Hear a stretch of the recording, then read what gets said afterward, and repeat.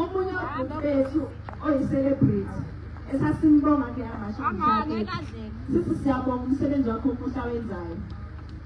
Namhlanje kuseni uyangifonela uyangitshela ukuthi usisi wakhe usesibhedlela. Usisi wakhe ubesonta kumfundisi waseBurundi. Umfundisi waseBurundi aze kuyena ambuze athi yindaba wena ubhuti wakho eyi-celebrity elokhu engena lezi zinto zematshi. Emva kokuthi asho njalo athi usisi mina ngazi ukuthi izinto zematshi ubhuti kanjani ngoba ubhuti phela umuntu naye umdala uyakwazi ukuthi uzenzele iy'nqumo zakhe. Umfundisi waseBurundi kuthiwa ibingamphethe kahle lento. Sekusuka lapho namhlanje kuseni umfundisi lo waseBurundi angene endlini yasisi ewumuntu ocela usizo. Wathi esuka futhi usisi nengane yakhe ingane na-14 kuthiwa ubakabhe ngocelemba ka-43. Njengamanje usisi usesibhedlela. Masisuka la siyakhona sifuna ukuyombona. Into engizama ukunitshelela yona lento ukuthi ngicela niyigade ngoba nizolokhu nitshela ukuthi abantu bokufika nihlelisene nabo kanti asahlelisene nabo. Musala kulokhu njengazuthi ukuhleli phansi sesathi South Africa kurona. Ngalokho kukhona umholi wethu wase-Eastern Cape naye wathi qeda ukuphuma kwimashi bamlandela kubo endlini bambulala.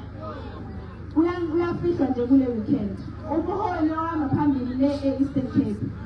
So ngifuna ukumcela ukuthi njengamanje isenesikhathi sokuthi njengemphakathi nibambisane. Kungabi khona amaxoki phakathi kwenu. Kungabi khona abantu abadayisanayo phakathi kwenu. Makhona isigebengu siyasibopha. Kodwa engakosho ukuthi masingayi thina manje njengoba besabha abantu bebadala kanje awucabange iy'ngane zakho wena ungasekho sekufanele ziyivikele kulabantu abanje. So namhlanje le nto ayisekho ngawe isingey'ngane zakho. So ngiyanicela ukuthi nibe serious, nithathe serious lento yokumasha akuwona umdlalo. Asidlali yebo kumnandi sicule bamashini but lento iyimpi eserious. Iney'mpilo zabantu phakathi, inekusasa lezwe phakathi.